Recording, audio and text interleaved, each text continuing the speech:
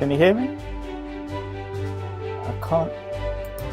Do you want to say something? I can't hear you.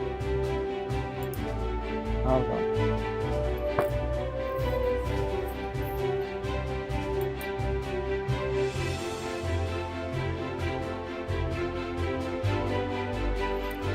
All right, let me try something.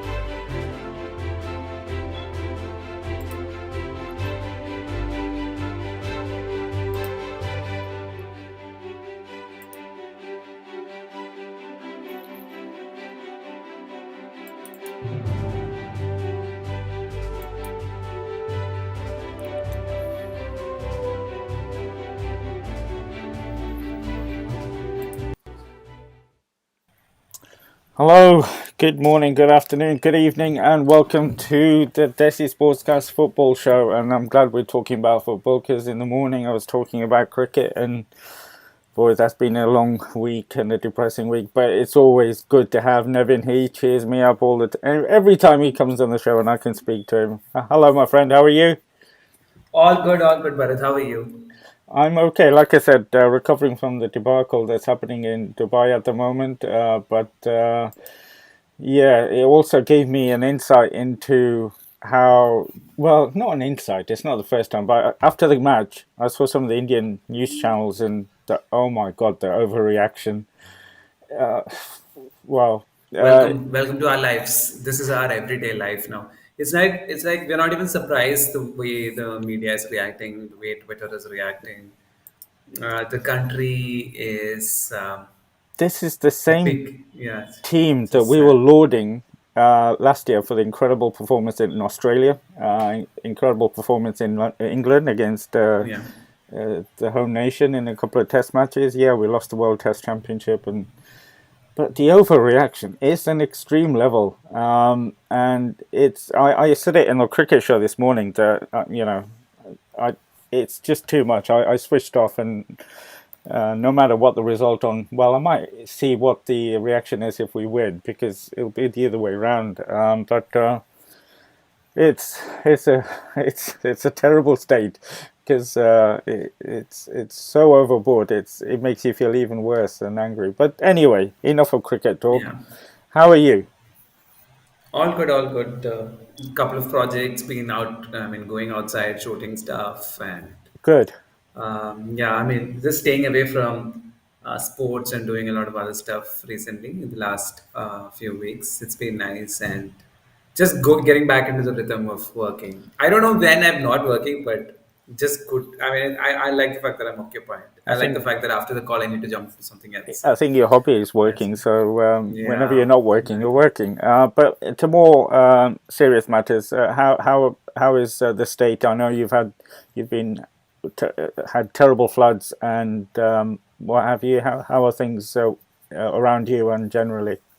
The flood scene is no longer an issue. I think it's like it's a issue throughout the year now because I think the last 3 years have shown that climate change is very real. I think climate crisis is very real, and the geography of Kerala, which is what makes it very unique and beautiful, is that it's a slope from the west to the east. It's a very strong slope. So that's the reason why you can have sunrise at the mountains and have a sunset in the beach because it's all very close by.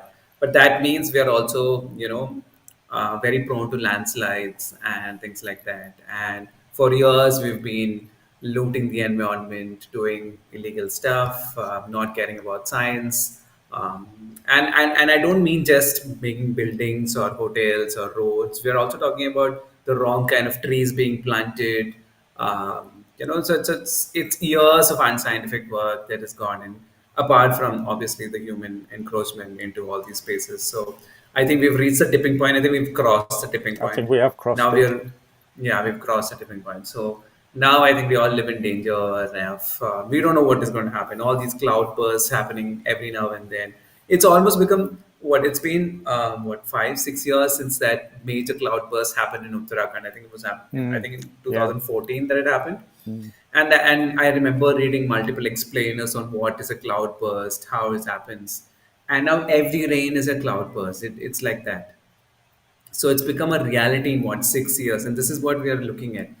And say in the next 3 years is going to be way more significant than the last 6 years, because this is how these things happen exponentially. It doesn't happen in a very gradual pace. So we're looking forward to a very troubled times, and we don't see the politicians, we don't see the capitalists, we don't see anyone taking remotely any interest in you know in at least encouraging conversations. Forget actual actions, but like at least I want politicians to talk about climate crisis on a regular basis. Can it be part of their political agenda? No, that's just not happening anywhere. I So mean, it's interesting you say, and this is a football show and a sports show, but it is something that's going to have an impact on us we need a in our football lives. ground, right? We need a football No, ground to but play. it is a big topic that it affects everything, and Yeah, it will do. And it's very timely that you raise this, and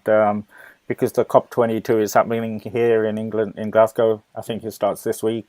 There have been some announcements, and climate change is big in England and in Europe. It's a lot of it's public led, and the pressures are happening.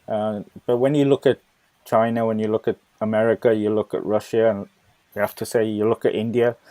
Is the yeah. public putting climate change, or they're putting their immediate lives at the I think forefront? Are they not I having think this? Bharat, the whole idea is that you need to reach a level of a certain benchmark for the society for us to start demanding for rights. Understood? Like we need to know what is good. We need to know what is right to start demanding for it. I think a country like India, we're still, Doesn't it become? you know, Sorry to interrupt, but doesn't it come from the leadership? I don't want to get into the politics, but there's yeah, enough yeah, of course. educated people there that know what's happening with our climate. All right, the Exactly. No, grassroots my in the answer was villages, they don't know no. for obvious My reasons. answer was completely when with respect to the people. So when we say the people aren't raising voice, at least I'm trying to say that we've got a bigger fight to fight, like starvation, poverty, education. That sometimes it's not up to the people to fight for climate change, because if we are not, we've not reached that state where we've got our tummy fulls and we can worry about something else. Mm. Politicians, absolutely. I put all the blame on them, and them not. I mean, I don't even know if I can blame politicians, because who funds them? It's these big companies, and they can't do anything against them, and so it's a big lobby, right? So I don't know where it begins. It's a chicken and egg thing, sort of thing. Politician or big industrialists, both are equally culpable for what is happening. But the thing is, both are safe. Mm. If a flood comes, they'll probably have like a flood proof house, or they can go to their 13th floor in their house or whatever. It's not them who's affected, right? It's a common folk. So But I've seen, like, sorry to interrupt. I think a part of the Happy Yano project that they did in March, where we traveled the state for the elections, we went to the tea plantations where there was a massive landslide. And it had been a year when we went there, and nothing changed. Practically nothing changed. They're still living in those, colonial. I mean, those houses were designed for slaves, and people are still living there, and people are still not getting education. People are still not being given decent rights. They've been protesting forever. I know they got like a small salary hike and all, but that also came at a cost, and a lot of people going to the jail and whatnot. So that's where we are at the moment. So I will never blame the people for not really raising a huge concern. Is there any political will? Is there anything that supports them? No, right? Like, do you have solar charging panels? Are they are gone? I mean, there is a subsidy, but it's a very negligible subsidy for solar panels. It takes an effort, and nobody with power, nobody who can make an effort is making an effort. where do you stand in the usual argument that's held that the Western powers have benefited from having used a lot of carbon material to get to where they are, and the so-called, no, I'm not going to use it, the developing nations are now using that to try and get to that level. So the onus should be on Europe, on the States, possibly not China if you're going to use that argument. Where do you stand on that? Because that seems to be the pushback. And when you look at the European countries, the Scandinavian countries are an exemplar. Uh, they're the ultimate goal of where all nations should be. But to be fair to England, they're getting there. They put a benchmark. Most of European Union have. Where do you stand on that argument? Or do you think the No, developing I think it's nations? fair. I think it's fair. I think it's fair for us to say, hey, you've been looting the world forever. And now when it's our turn to loot, that, you just, and it's not even like you stop looting right now. You're still dumping your waste here. You're still, when a ship needs to be broken, it has to come to an India or a Pakistan. I mean, you're using you're using all the resources and putting the dump here, and then coming and saying that, oh, but you're not allowed to use copper or iron or fossil fuel. It doesn't make any sense at all to me. But that said, if developing countries, I mean, we've reached a certain critical stage that while developing nations can say this, they should also realize that where will they develop into? Okay, you en mass money, do mass production, and then what? If there is no world remaining for you to enjoy, what is even the point, right? So Yeah. you create 100 cars, if it has to float on the water, then what is the point? So I think the leaders there also need to realize that while that economic goal or that pursuit is justified in some sense, we have to understand that it's no longer 1900s or 2000s or 2000s. It's sadly that, because that's the kind of changes that's happening, right? 15, 20 years ago, we didn't care so much about it. But right now, we are super scared about it. We're seeing extreme heat waves in Europe, crazy rains here in Kerala. It's just completely unpredictable. And these are the visible factors. Mm. There is so much happening that's beyond our eyes, under the soil, water resources depleting, pollution so bad that the oceans are literally choking. So much happening there. But Yeah, yeah, I think, like you said at the start, and I agree with you that we've gone past the tipping point, and you see enough evidence around what's happening throughout the world with the fires in the states, or whether it's the heavy rain or and the weather that here. I mean, even in a country like this, you notice climate change. But the other thing is that if you do raise anything related to how people could support in a small way, do their own bit, you oh my God, I think I know where this is heading. it's a shame that you can't have a conversation and just put an idea out there.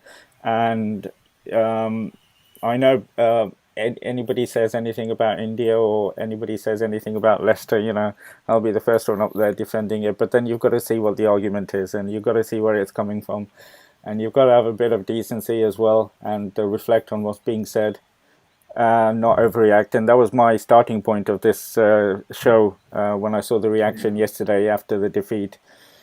Um, there's a lot of, I mean, what can you say? Where's that coming from? I'm not talking about anything in general, but generally, you can't say anything. You can't say anything, and that's the way the world functions these days, I think. And it's partly due to social media and how your opinion is the only opinion that should be allowed to exist.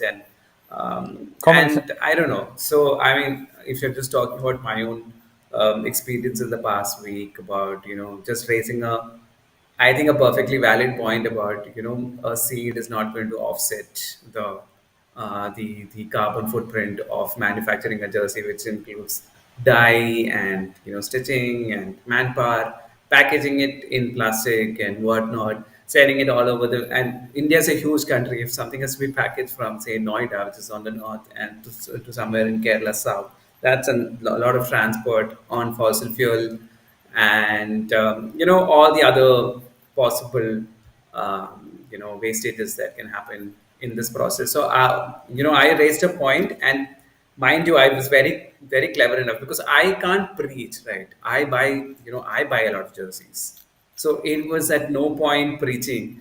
And I just wanted to say that don't go into this feeling that you are actually contributing to the nature by buying something. That's all I wanted to highlight. And you are not. You are just a consumer, and this is a very perfectly legit marketing ploy. It's just like giving free something else free. you would rather have like a tennis ball free which is usable than a seed that is most likely not, that's not going to sprout, right? It's you need, and the second problem was that there's no mention about what species this is. This can lead to a lot of environmental impact where Mm. like a foreign species is introduced to your land, and uh, so when something is being sent from so somewhere that is very different from South India in terms of soil, in terms of the kind of forest we have here, or whatever. It's at least important that you clarify: is it a genetically modified plant? Is it this? Is it that? There's no sort of mention, and I sort of just wanted to highlight. I thought like just because you're a football page, you can still do this. It doesn't have to be always football. Just like we're doing this podcast. I mean, it's not like there's football and then there's something else here, right? It's all mixed Yeah, yeah, together, and I mean, I'm sure we'll be talking about climate change and impact in football in terms of the pace in which the football goes or whatever. Very soon, in the 10 years, something we will be talking about this, and we won't be even surprised by it. I remember, I think some 5 years back when they changed the color to yellow for better visibility because fog and smog became a big factor in football. So these are all realities. It doesn't exist where sport is something completely devoid of politics or any other cultural impact. So just raised this, and the kind of reaction I got was startling to say the least. People I was unfollowing, shocked. and yeah, it just and it's a culture that is being encouraged. I feel this just goes on. How dare he speaks against our team? There's no thought. There's no second thought about, okay, maybe he's not even speaking against the team. This fellow is only having a contest where he is giving Kerala Blasters jersey as a first prize. So, well, I mean, why can't you at least correlate that if I had such a big problem with the team, I wouldn't be giving that as a first prize to somebody, right? All I wanted to do was highlight just massive amount of spam, personal attacks, and it didn't just end with Twitter. It went to Facebook. It went to WhatsApp. It went to so many different platforms. And I didn't personally care about the abusers because I was like, whatever. Like, I'm not really fluttered by that. I was more upset by a lot of these so-called football experts or friends or whatever using this as an excuse to say, hey, but not all Kerala Blasters fans are like this. Now that's my problem. you know, at that point, you need to just call out whatever it is. You just need to call out the person who's abusing and just end it there. Rather, they are more focused about the Kerala Blasters Image, fans' name being tainted and all that. So image. that's their full focus. Everybody is putting out tweets saying, "Hey, but like, how dare you say all Kerala Blasters?" Nobody is saying that. It's just like you're not all men at it. Same case, right? A lot of men do stuff, which is why it gets branded as a male thing. And it's a similar. It's a lot of. It's not like when we say Kerala Blasters fans are the best in ISL. We don't say Rohit, Ramesh, Sumesh, and 300 others are great fans, right? We say Kerala Blasters fans are. Mm. So I mean, a group sort of will become the sort of a superset of the fans there. So I was really disappointed by that, and sort of came to the conclusion it's really not worth arguing now, because when you see Y- sensible people Yeah. arguing like this, that's when okay, this has to stop, because you're not going to get any support. Mm. They're more focused about my club needs to be pure, and the funny part is that very evening I am having a shawarma with a friend from the club who works at the club, and the club has no problem. The club actually took the effort to go check if this is okay. So somebody's tweet pushed them to, go and check whether this is actually fine. Is the seed okay? Is it actually biodegradable? So that's what you're supposed to do as journalists, right? We need to ask those questions so that they also do, and everybody is happy. Like, we have no problems. I have no problem with the club. The club has no problem with me. But who are these fans? Who are these so-called, people who, just it was Keyboard very tiring, especially when you do these things for absolutely no gain. money, no Yeah, no profit. gain. Yeah, it's just something you do because you care about the sport. And why do you care about the sport? Because you think a sport like football can make a huge impact in people's lives. We've seen it with Kalpan, the documentaries as well. Whatever documentary we've done, we've had like very far-reaching impact. Mm. And I really believe in the power of sports. I still feel like if I mean, this is, I think, well documented how Islamophobia has reduced so much since Mo Salah started scoring so many goals for Liverpool, right? It's that powerful, right? Suddenly a Muslim is the best player in the world. Everybody's an African is the best player in the world. Everybody just opens up to a lot of things, and that's a power of sports. I know we've seen the ugly side with cricket and all that, but it's the opposite as well, right? Virat Kohli is sort of empowering people who want to speak up against hate. So it's a battle, and sport is a very powerful tool, and that's all. I mean, that's always been my agenda with the page as well. But like when I see this kind of reaction, I'm like, why even bother? Why even get into this? Which is why I'm thinking like I should probably stay away from the mainstream football club. It doesn't make an impact in the ecosystem in any way. There are 1 million pages doing it, giving their analysis and stuff. So, and I don't intend to do it on a daily basis anyway. So might as well just stick to documentaries of the grassroots and Mm. not even bother in these kind of engagements, because I clearly don't win anything. And here's a set of fans who clearly won't embrace a difference in opinion. So I was thinking, okay, maybe that's the best route for Just Kalpant in the future. just very very quickly, for people who didn't know the story, what was the issue with the seed and the shirt? Oh, as in, Who was giving that? Very so the Kerala Blasters Football Club is actually giving a seed which you can plant along with all the jerseys that you purchase. So it's basically buy something which will come to you from Delhi, all packed in plastic and whatnot, and you will get a seed which they'll encourage you to plant, and if it grows, it becomes a tree, and that way, making the world greener and all that. I mean, it's not. I'm not saying it's harmful per se, I mean, there is a possibility of it becoming harmful, but it's just one seed, so very unlikely to destroy the ecosystem and all that. But it's still very really unthought of.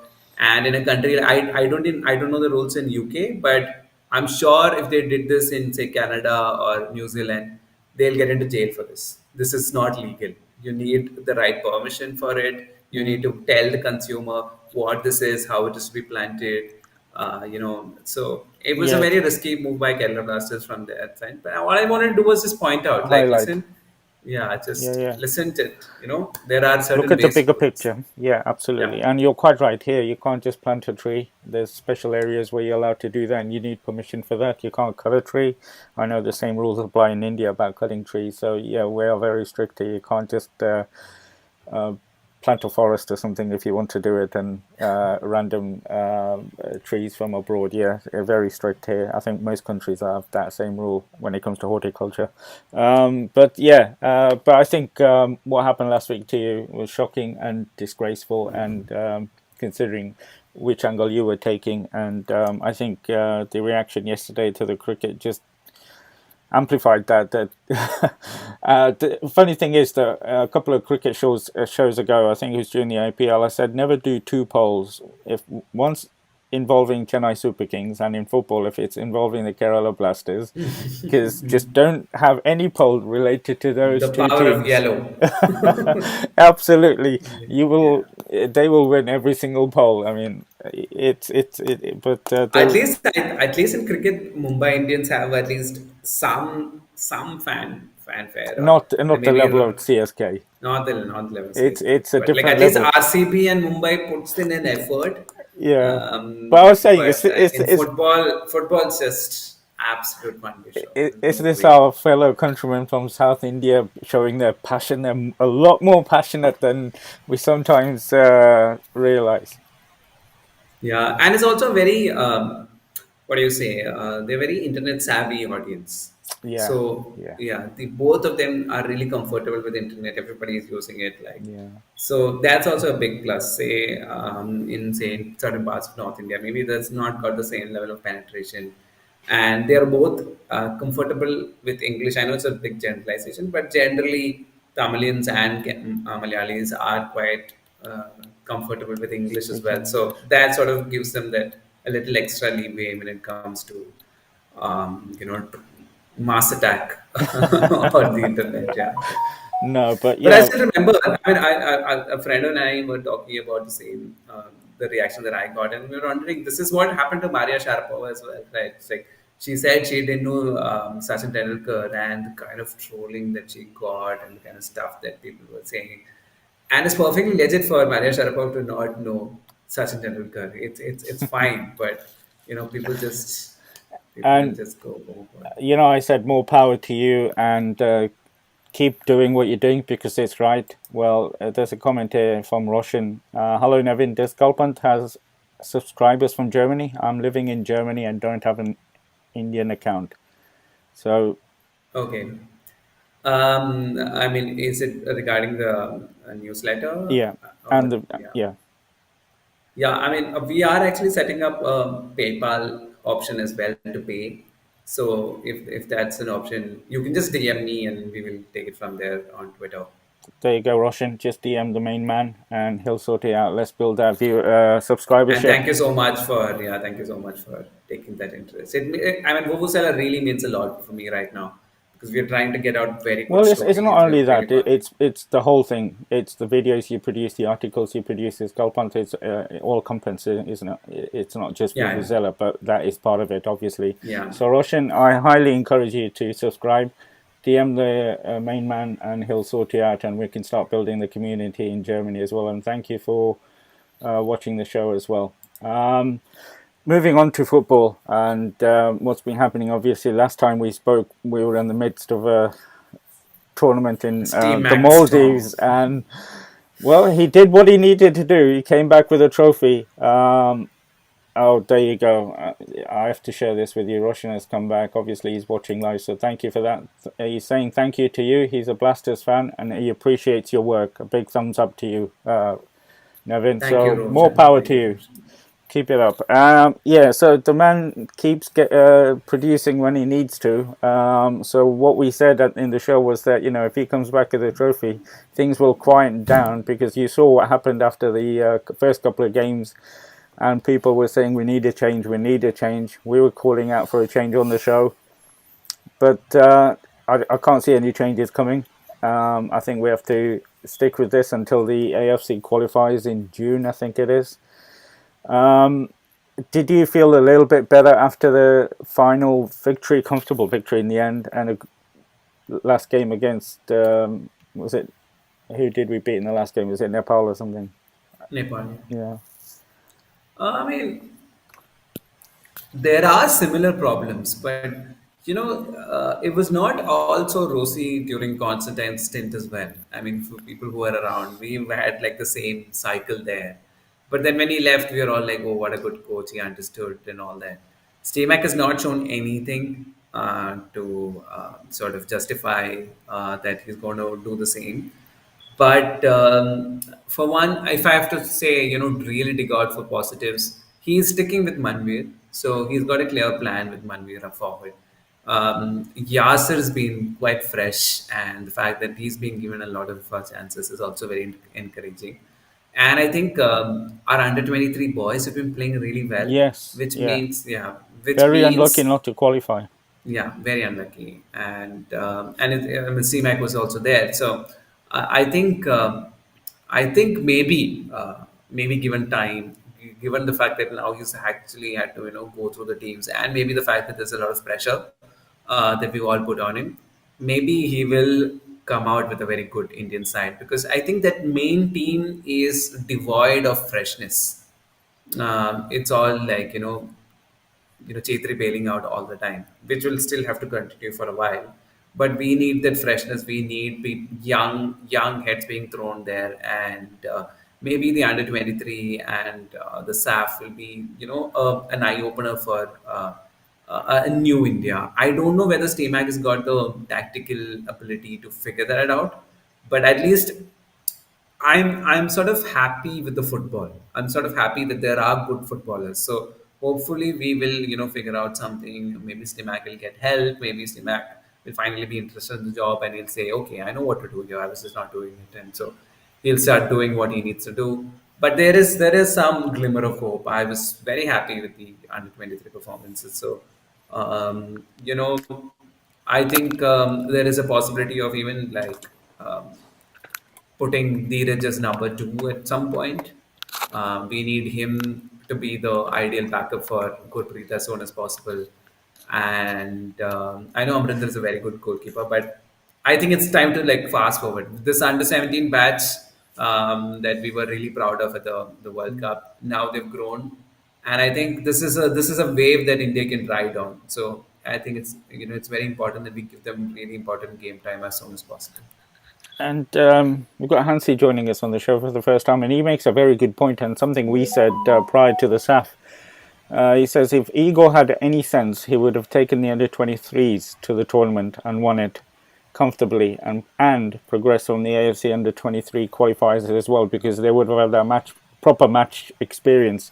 But we didn't take anything like that. We knew this qualifying tournament was coming. But Hansi Kirsch Yeah, we, makes a we, good we point. discussed this. We did discuss Yeah. this, Nancy, and we were also really upset that a lot of young players were not given this opportunity because in previous SAF editions we've seen the likes of Chante, Borges, all of them emerged through the SAF tournament. So this is a very important tournament for discarding young talents, and we came away by really not finding a new gem in the team. So that's a little sad.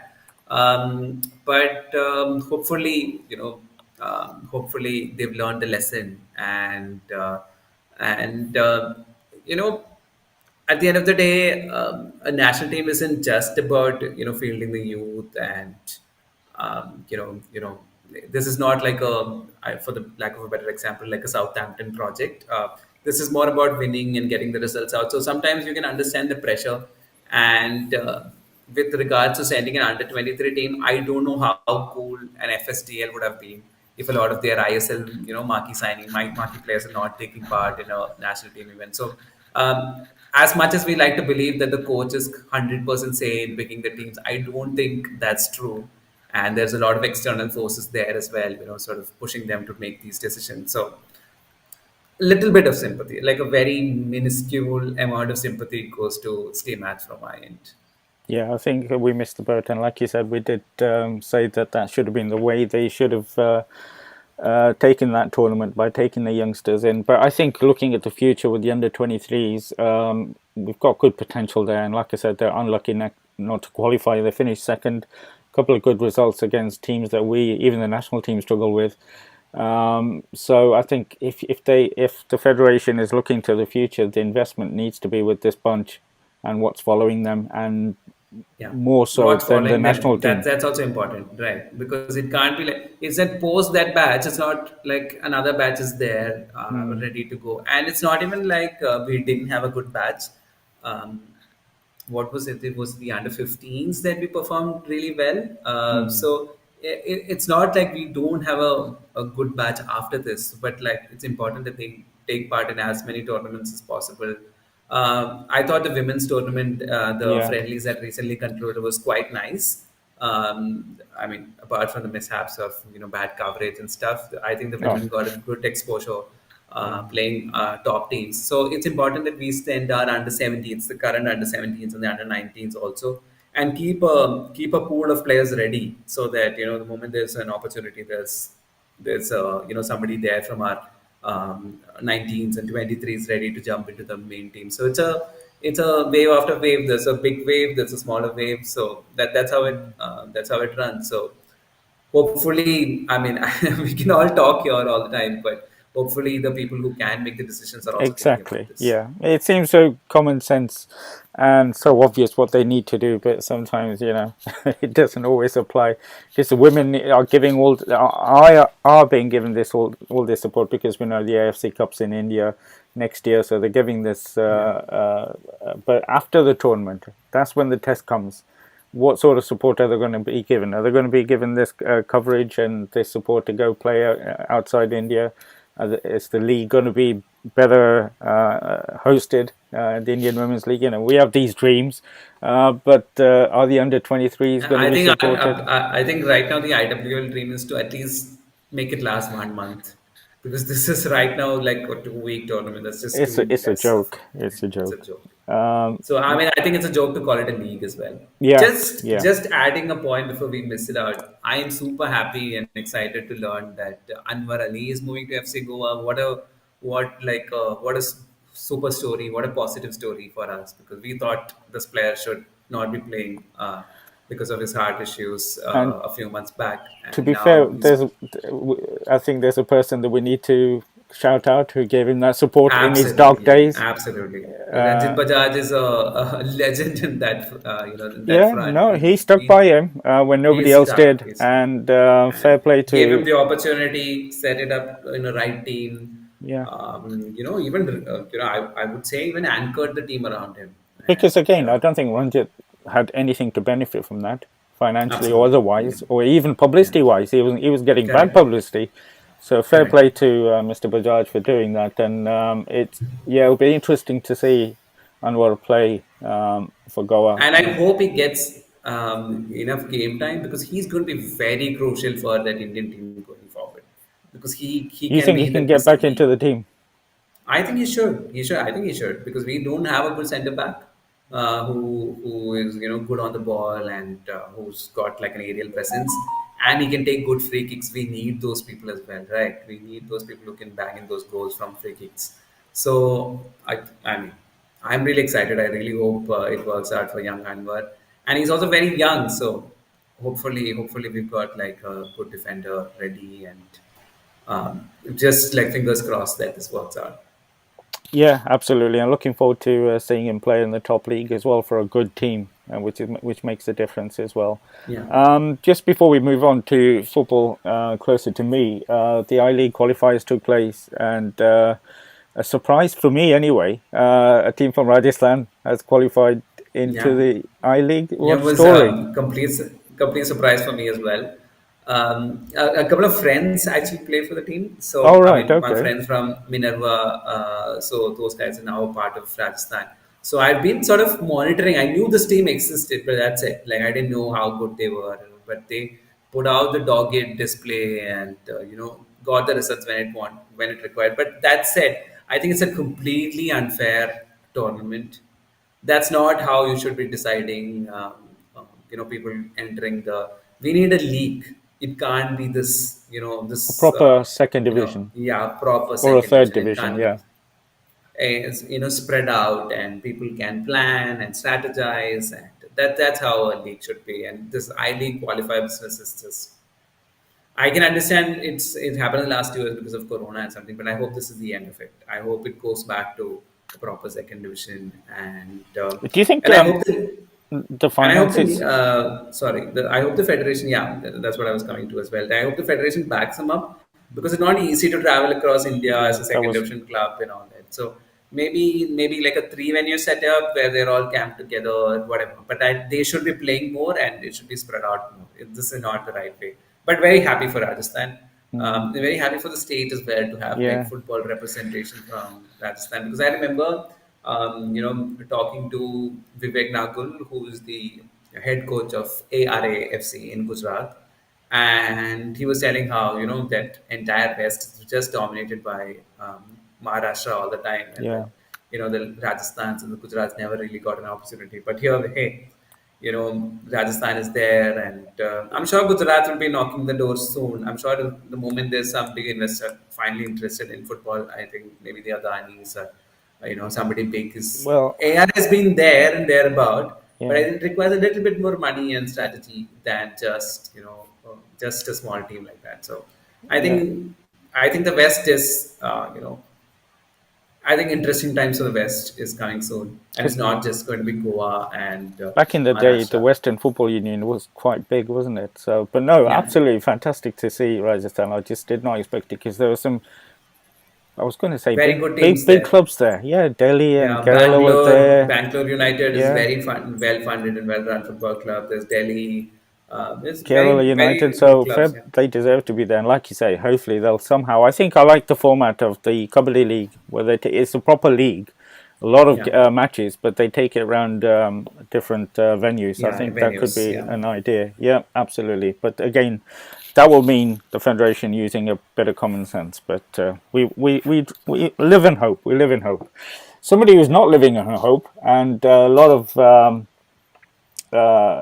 promising is well, not promising. I was saying that there was a lot of promise, but in terms of Tuchel and how he's making this Chelsea into a very formidable team, if I can get the word right, because he came with a lot of promise, and he did struggle a little bit, but now the team is looking extremely unbeatable. You know, when you look at the Champions League and the form in the Premier League, he's, he's he's making the players that were struggling before into very, very good players, and a formation that seems to be working. I think I think that's what good coaches do. They improve players. So I mean, would you have expected a Chaloba or a Sar or them to be producing these kind of performances? I mean, I wouldn't. And that is down to the fact that a coach is really working on these players. It's not just and a system that really suits them. So I mean, Chelsea are blessed with good players, so that's probably made Tuchel's life easier with I think Mendy, Rudiger, Christensen, all in their like peak form. I've never seen them defend so well. So that's it. I mean, touchwood. I had a legit nightmare in which Chelsea conceded two. So, so I really woke up one night and like, what? This is strange that the fact that Chelsea conceded two. So the defense has been super. I still think the attack has been off. There's so much more potential there, considering the wealth of talent. CH is not really worked. Pulisic is struggling from injury. Lukaku's not really. He's injured as well, isn't Lukaku he? was supposed to be challenging Salah for top number of goals, but look how far they are from each other. I mean, credit to Salah is that I think he's the world's best player right now. Oh, yeah. Yeah, I think, and apart from that, I think Werner, all of them, I think Havertz, all of them have been like on their second gear, third gear at best. They've not really hit fourth gear. So if Tuchel can figure out what is happening going forward as well, I think this is a very, very good team. And I think it's got to a stage where you can see Chelsea running away, and I thought this would be the toughest Premier League I've seen for, well, ever, in terms of big four teams with really good squads. But Chelsea is, I think Chelsea is running away is partly been aided by a few other teams not really playing up to their potential. I don't think Chelsea have been that good that they are the standout favorites. I think I think Liverpool's defense has been a little crazy, unexpectedly leaking goals. I think they just became so obsessed about the attack that sometimes they just don't care about defense, and the likes of Brentford also got them. So I think that's been their one small weakness. City has also been a little jaded for some reason, despite the plethora of talent. The moment they concede, they seem to be like panicking a little. And Kevin De Bruyne doesn't seem to be like no, the player he was. So I think and he is on Sterling, a decline. Yeah, and Sterling. and yeah. And So but one team that another coach that seems to pull out a result when he needs it is Ole at United. And you mentioned Tuchel, how he has you can see the coaching that he does, and this is one of the big criticisms of Ole, in the sense that you don't see the players yeah, improving. yeah, And he pulled out a result that's cost Nuno his job today, because it could have gone the other way. yeah, yeah. Could If have gone the other Tottenham way. had beaten United, I think this is how things pan out in football. They could have been the other guy being sacked. This But is in some strange way, imagine if now that Nuno is out, Conte goes there. So United missed out on their, well, potential next coach as well. So I big, don't think Tottenham's an easy job. no, no, not at You've all. got the main Especially with player, Daniel Levy. Yeah, yeah. Plus the main player is just not. His head's been turned over the summer. He's not anywhere near as to what usually is. And for Conte to go there and try and he will have to do a bit of a rebuilding job. So it's not the job that Pochettino left in terms of the players and where Tottenham were. But anybody taking over United, I think it's got a slightly easier job in with terms the, of. with the with the squad. Oh my God, it's actually a very good squad. I don't know why. If you look at Twitter, people will keep saying that United's really missing a center midfielder, but you can't possibly what Fred was bought for what 55 million. McTominay is a yeah. Then there was Van de Beek was bought for like 40 million, I don't think and he's there even is got a there look is in. 100 million Pogba. There is Bruno Fernandes was another what 50 million. What are you complaining? Like, how can you? This is now on the coach, right? So the problem is you put a team with Bruno Fernandes who's not going to track back. He's immensely talented. I mean, it's sort of unfair for asking him to track back. and you're not going to get Rashford to do that. You're not going to get any of these other forwards also to do that. Not Ronaldo, not anybody, not Cavani. Cavani actually tries a lot, but in that system, not Greenwood.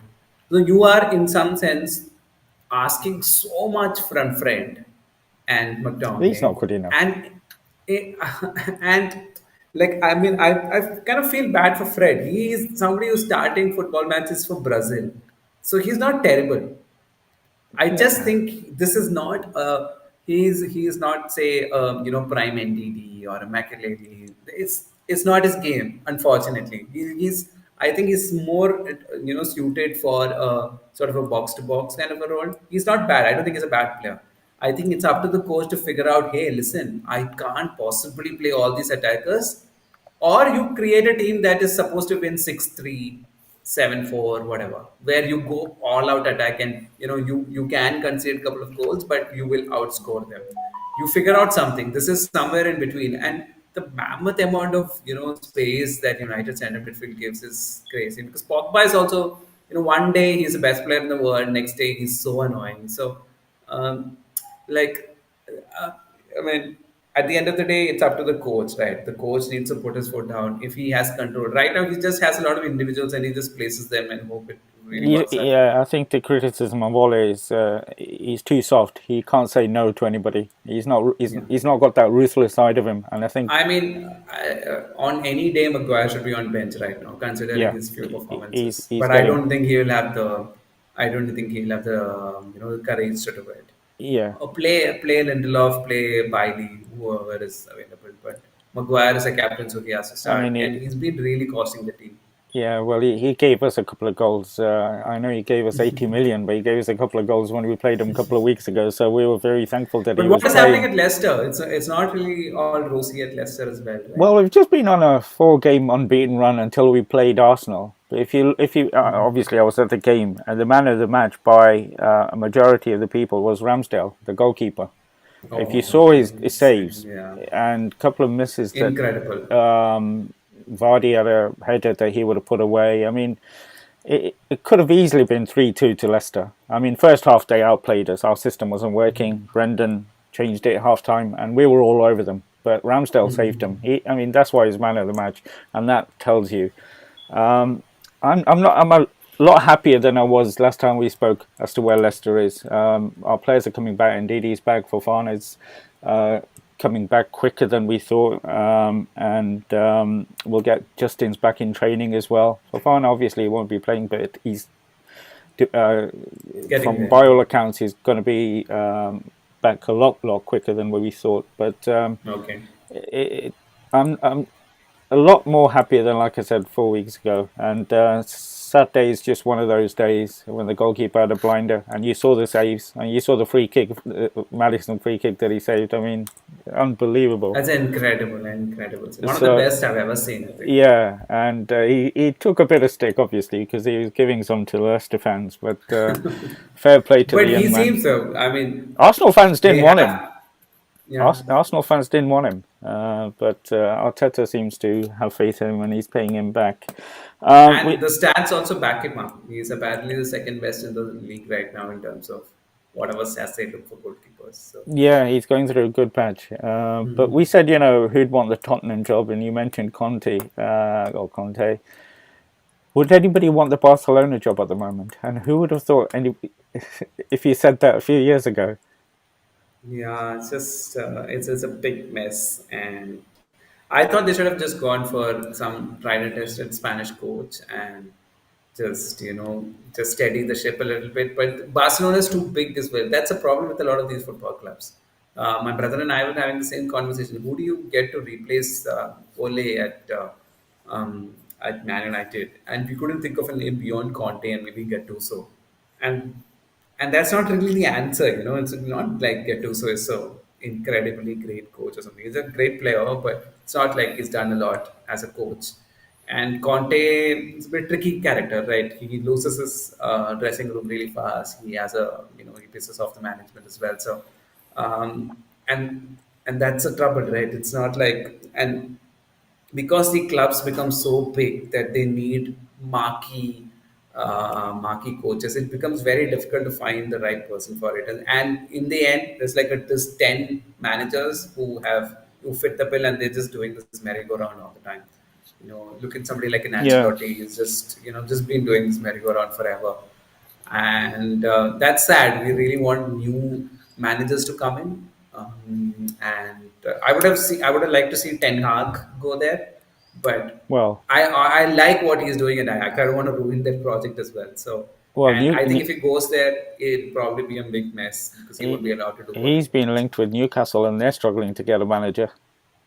I mean, with all that money as well. I think But with Newcastle, it's I think multiple things because one they have to fight relegation first, so it's not easy. I don't And think the situation. I know they're not going to fight relegation, but the pressure of managing Barcelona with no money, with hardly any players, and they've lost Aguero, and that was really good that they picked up the heart issue. That he'll be looked after now. So, but the problems at Barcelona are huge, and all caused by the financial issue that they're not going to go out and buy Galacticos in the way Real I Madrid think did. I don't know how much it is. Say somebody's like me sitting here in Kochi, it doesn't make much of a difference. But I would think Barcelona is a much better city to live than Newcastle, and so maybe that's also a big a decisive factor.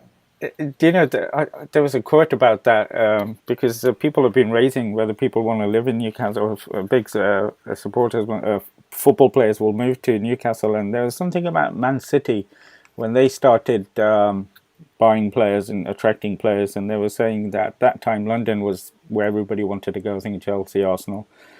And I don't know who was being interviewed, but they said if they mentioned Manchester as a city, they wouldn't buy that player. Their conversation would stop just there.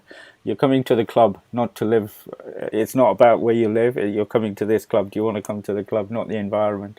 And I thought that was a good way of approaching things. To don't look at the club, but That's the only way of approaching things, unfortunately, because yeah. they can't possibly sit and discuss about, I don't know what is there in Manchester. I've not been there. I would love to, go and see Manchester or whatever. No, But Manchester is a I beautiful think city, with all just like. this, I think with all this money and all that, they probably want to spend it as well. So Yeah, but that's I love Newcastle as well, and I've told you that before. The people are absolutely brilliant, and my good night. idea of Newcastle is unfortunately based on that movie, Gold. So, Oh so no, whatever I've seen in that movie is a very cold and rainy and you know yeah, I'm not saying just it's bathed in sun, but with climate yeah, change, that will happen in a few years. So, yeah. So but maybe it's a that. beautiful city. Last shout out to Shubnam. He always joins us, and we've told him DM us. We want you on the show, but he's saying happy Diwali to both of us. So, and he's saying nice to see you both. So, thank you, Shubnam, Thank you, and Shubnam. Yeah, happy Diwali to you as well. but, my friend, it's the end of the show.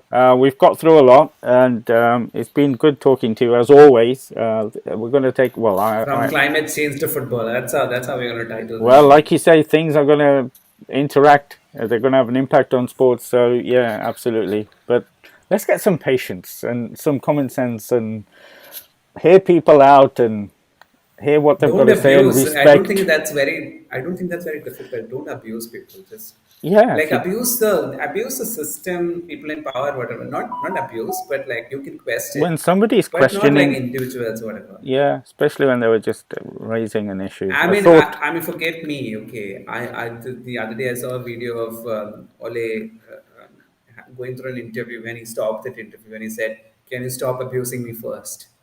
yeah, And this is the manager of Manchester United. That's just not right. Like, it's just a human being at the end of the day. You can't just, yeah. you know, just. I felt really bad for him at that moment. I was like, oh my god! Like he might be a really bad coach or whatever, but nobody, no human being should be, going through that. Well, and that's why I saw, like I said at the start, there's some of the comments after the cricket match yesterday, and I thought this is ridiculous, absolutely ridiculous. Those players are human beings; they didn't lose on purpose.